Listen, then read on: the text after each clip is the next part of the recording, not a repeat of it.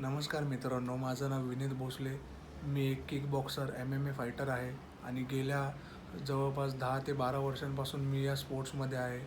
Functional ट्रेनिंगमध्ये आहे, weight ट्रेनिंगमध्ये आहे आणि अजून बरेच स्पोर्ट्स आहेत जे मी कॉलेजला माझ्या स्कूलपासून मी खेळत आलो आहे. तर आता मी जो माझा स्पोर्ट्स आहे MMA त्याची ट्रेनिंग डेली मी करतो.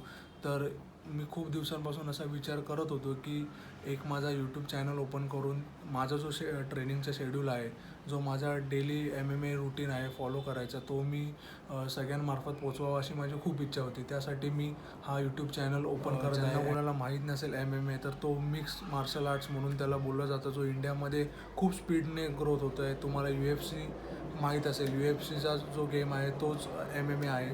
तर ह्या चॅनलमार्फत मी जो आता यूट्यूब चॅनल ओपन करणार आहे, त्या चॅनलमार्फत तुमच्यापर्यंत माझा डेली MMA रूटीन, डेली माझा MMA ट्रेनिंग तुमच्यापर्यंत मी पोचवणार आहे आणि तुमचा सगळ्यांचा सपोर्ट मला हवा आहे.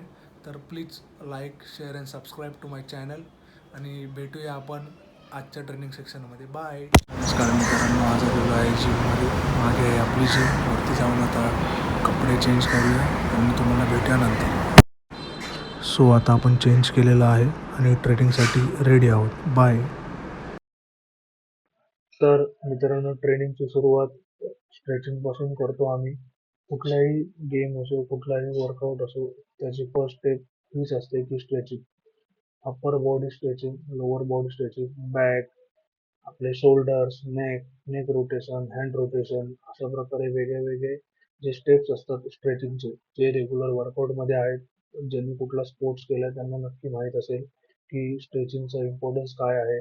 त्यामुळे इंजरीज आपल्याला होत नाहीत, आपली मुवमेंट चांगली होते आणि स्पेशली MMA सारखा जो गेम आहे जिकडे हाय इंटेन्स वर्कआउट असतो, हाय इंटेन्स ड्रिल्स असतात, तर अशा ट्रेनिंगसाठी तर स्ट्रेचिंग खूप महत्त्वाची आहे. त्यामुळे स्ट्रेचिंग करणं सगळ्यात जास्त इम्पॉर्टंट आहे, जेवढं इम्पॉर्टंट आहे वर्कआउट करणं.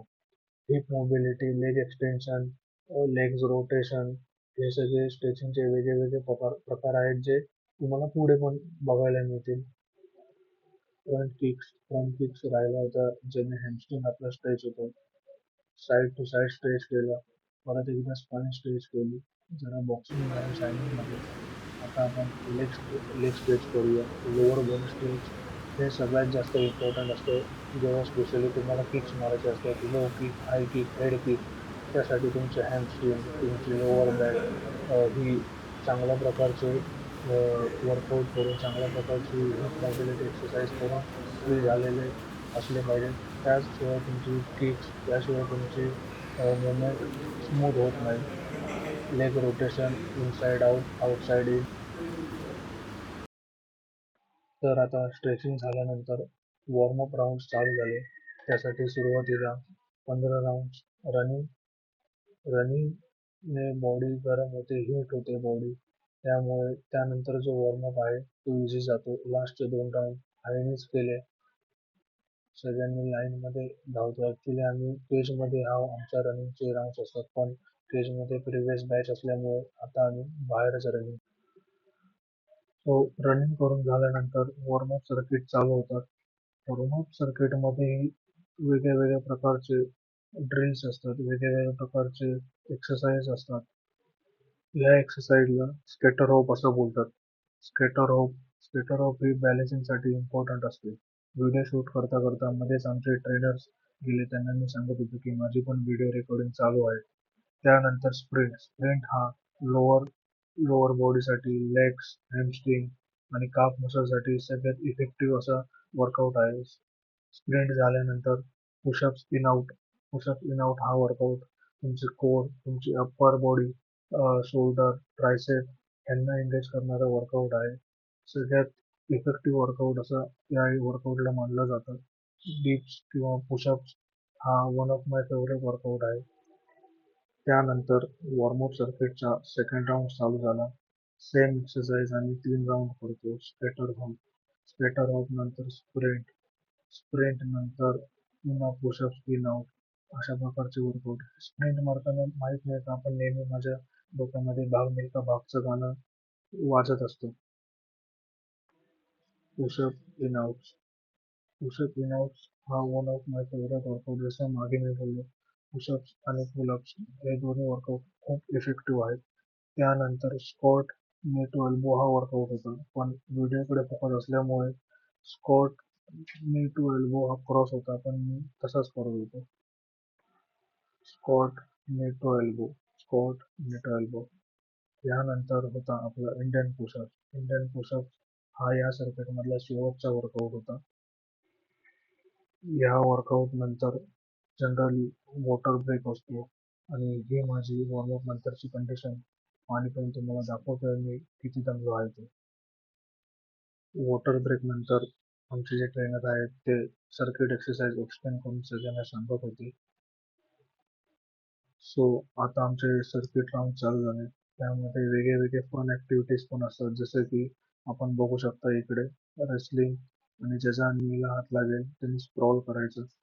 बाकी साईडलाही वर्कआउट वेगळे वेगळे जे सर्किट ड्रॉ केले होते त्याप्रमाणे एक्सरसाइज करत होते. इकडे मी आणि माझे पार्टनर रेसलिंग पोझिशन मध्ये जाऊन नीला हात लावत होतो. ज्याच्या नीला हात लागेल तो स्क्रॉल करेल, अशा या एक्सरसाइजचा मिनिंग होता. या सर्किटमध्ये टोटल 6 to 7 प्रकारचे व्हेरिएशन्स असतात. जसे की तुम्ही या व्हिडिओमध्ये पुढे बघालच की इकडे आम्ही फिक्स करत आहोत. बॅग खूप दिवस झाले धुवू लागलेली, त्यामुळे असे आम्हाला वाटले की ती बॅग आपण किक्स मारून मारून जरा साफसफाई करूया. हा, जस्ट किडिंग. टायरचा वर्कआउट तुम्ही बघितला.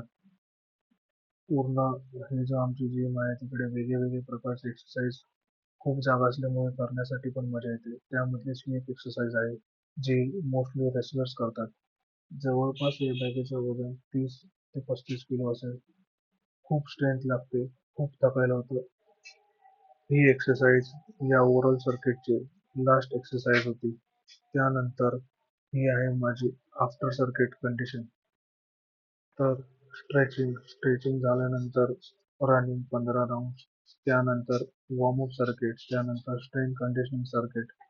हे सगळे झाल्यानंतर ऍक्च्युअल गेम जो चालू होता तो म्हणजे ड्रिल्स. आज मॉयथाय असल्यामुळे शिन गार्ड घालून मॉयथायचे ड्रिल्स जे तुम्ही पुढे बघाल ते आम्ही प्रॅक्टिस केले. व्हिडिओ रेकॉर्ड करण्याच्या नादामध्ये हपडातपडीमध्ये मी हँडरेप जे आहेत लेफ्ट हँडला ते चुकीचे बांधले होते. ज्यावेळेस माझे शॅडो बॉक्सिंग ची ड्रिल झाली त्यानंतर मी परत ते काढून व्यवस्थित बांधले. व्हिडिओची रेकॉर्डिंगची सवय नसल्यामुळे या सगळ्या गोष्टी मी पण फर्स्ट टाइमच एक्सपिरियन्स करत होतो. हँडल्स बांधत असताना माझ्या जे पार्टनर आहेत त्यांना मी सांगत होतो माझ्या चॅनलबद्दल की मी चॅनल ओपन केलं आहे, व्हिडिओ रेकॉर्डिंग करेन. त्यांच्याकडून त्यांचे एक्सप्रेशन, त्यांचे मी फीडबॅक घेत होतो की कसे मी व्हिडिओ बनवू, तुम्हाला व्हिडिओमध्ये यायला आवडेल का, हे सगळं डिस्कशन चालू होतं. ड्रिल्स टेक्निकल गेम चालू होण्याच्या अगोदर ॲज अ वॉर्मअप म्हणून shadow boxing, shadow kick boxing किंवा रेसलिंग असेल तर शॅडोमध्ये शूट्स स्क्रॉल जे येणाऱ्या व्हिडिओमध्ये तुम्हाला बघायला मिळेल ते आम्ही करत असतो. शॅडो बॉक्सिंग झाल्यानंतर ट्रेनर आम्हाला कॉम्बिनेशन्स जे असतात ते सांगत होते. वेगळ्या टाईपचे कॉम्बिनेशन्स सांगून त्यानंतर टायमरवरती आम्ही त्याची प्रॅक्टिस करतो. त्यामधलाच हा एक कॉम्बिनेशन आहे. ते झाल्यानंतर मी माझा पार्टनर अजय अजय आणि मी नेहमी स्पारिंग किंवा ड्रिल्स आम्ही एकत्र करतो. कारण का आम्ही एकमेकांची जी खेळायची जी स्टाईल आहे ती ॲडॅप्ट केलेली आहे, त्यामुळे मजा पण येते. सो हे कॉम्बिनेशन आम्ही दोघं प्रॅक्टिस करत आहे की एल्बो नी मॉयथाय असल्यामुळे मॉयथायमध्ये एल्बो आणि नीचा जास्त वापर केला जातो. अजयचे स्पेशल ग्लोव्ज आहेत, त्या ग्लोव्जची स्टोरी मी नक्की सांगेन. त्या ग्लोव्जला आम्ही काय बोलतो हे मी तुम्हाला सांगेन. वेगळ्या प्रकारचे कॉम्बिनेशन झाल्यानंतर टाईम आलेला महाप्रसाद खायची. सिनियर प्लेयर असल्यामुळे महाप्रसादाची सुरुवात ही माझ्यापासूनच होते. कोर स्ट्रेचिंगसाठी, कोर कंडिशनिंगसाठी ही एक्सरसाइज केली जाते. तुम्ही घरी कृपया करून प्रयत्न करू नका, कारण का त्यावेळेस काही वाटत नाही, पण घरी आल्यावर खूप दुखते. अशा प्रकारे आजचे ड्रिल्स, आजचे वॉर्मअप सर्किट पूर्ण झाल्यानंतर पुन्हा एकदा जसे व्हिडिओच्या सुरुवातीला मी सांगितलं स्ट्रेचिंग हे खूप इम्पॉर्टंट असते. सो वर्कआउट झाल्यानंतर बॉडीला कूल डाऊन करणं हे तेवढं इम्पॉर्टंट आहे. त्यामुळे मस्त प्रकारे जिम पण खाली झालेली. एका साईडला मी माझा फोन सेटअप केला आणि बसून वेगळी स्ट्रेचिंग मी करत होतो. स्ट्रेचिंग करत करत माझ्या मागे जे महाप्रसादाच्या लाईनमध्ये उभे होते त्यांचे एक्सप्रेशन पण मी चोरून बघत होतो आणि थोडाफार का होईना मनात आनंद मिळत होता, की ठीक आहे मी एकटाच नाहीये जो मी हा प्रसाद खाल्ला. सो ही स्ट्रेचिंग जी आहे ती तुम्ही बघत आहात मी कशा प्रकारे करतो आहे.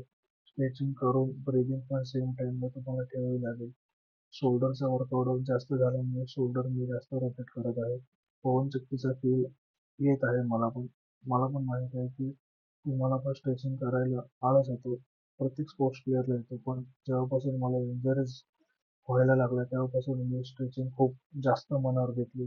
त्यामुळे mostly minimum 5 to 6 minute, 10 minutes पण मी स्ट्रेचिंगला नेहमी देतो. स्ट्रेचिंग, भुजंग असेल, वेगवेगळ्या प्रकारचे स्ट्रेचिंगचे एक्सरसाइज पण आमच्या क्लबमध्ये, जिममध्ये लावलेले आहेत. त्यातलेच काही प्रकार जे माझ्या लक्षात आहेत ते मी करत आहे. आज फर्स्ट टाइम व्हिडिओ रेकॉर्ड करत आहे. त्यामुळे बऱ्याच ज्या स्ट्रेचिंगच्या एक्सरसाइज आहेत त्या स्किप होत आहेत कळत नकळत. तरी जेवढं माझ्याच्याने होईल, जेवढं माझ्या लक्षात राहील तेवढी मी स्ट्रेचिंग करतोय. लेगची, hip, spine, back, shoulder, neck हे सगळे इम्पॉर्टंट स्ट्रेचिंगचे प्रकार आहेत. त्यानंतर जी एक्सरसाइज तुम्ही आता बघताय त्याला बटरफ्लाय बोलतात. माझ्या पार्टनरने मला एक सजेशन पण दिलं होतं की तू व्हिडिओ एडिट कर आणि असं ओढत ओढत गॅलेक्सीमध्ये जा. तर अशा प्रकारचे जी लोक आहेत, जी तुम्हाला वाटतात की कॉम्बॅट स्पोर्ट्समध्ये अग्रेसिव्ह लोक असतात, तर असं नाहीये. आम्ही खूप कॉमेडी, खूप मस्ती करत एक्सरसाइज करतो आणि माझ्या पूर्ण दिवसातला हा सगळ्यात इम्पॉर्टंट टाइम आहे. या टाइममध्ये मी खूप एन्जॉय करतो, खूप पॅशनेट आहे मी स्पोर्ट्ससाठी, जे तुम्ही माझ्या एक्सरसाइज करतानाच्या एक्सप्रेशनवरून पण बघत असाल. त्यामुळे मी पण तुम्हाला असं सांगेन की नक्की एकदा ट्राय करा. कुठलाही स्पोर्ट्स खेळा. स्पोर्ट्स हा खूप इम्पॉर्टंट असा ॲस्पेक्ट आहे ज्याने तुमची हेल्थ एकदम चांगली राहते. आणि त्यानंतर मी आता बॅक स्ट्रेच करतोय. बॅक स्ट्रेच जास्त महत्त्वाचे आहे त्या लोकांसाठी ज्यांचं काम चेअरवर बसून असतं. कॉर्पोरेटला जे काम करतात माझ्यासारखे 9 to 5 वाले, त्यांच्यासाठी एक्सरसाइज खूप इफेक्टिव्ह आहे. खूप जास्त रिलीफ तुम्हाला या एक्सरसाइज नंतर मिळतो. स्ट्रेचिंग करताना मी जास्त करून माझ्या बॅकवर, स्पाइनवर, हिप आणि हॅमस्ट्रिंगवरती मी जास्त फोकस करतो. कारण का चेअरवरती बसून बसून आपल्या सगळ्यांच्याच सेम लोअर बॅकचा इश्यू होतो. बॅक भरून होतो. त्यासाठी माझा जास्त करून फोकस स्पाइनवरतीच असतो. कारण का स्पाइन जेवढी आपली रिलॅक्स होईल, जेवढी स्ट्रेच होईल, तेवढं आपली मोबिलिटी चांगली होते आणि तेवढंच आपल्याला एक्सरसाइज नंतर पण सोरनेस फील होत नाही, रिलीफ चांगला मिळतो, मसल्स जास्त स्ट्रेस घेत नाही, त्यामुळे मसल रिकवर होते आणि बॉडीमध्ये पण मसल आपली ग्रोथ चांगली होते. स्ट्रेचिंग संपवून मी चेंज केलं आणि हा आहे माझा आफ्टर ट्रेनिंग लुक. उद्या भेटूया. बाय.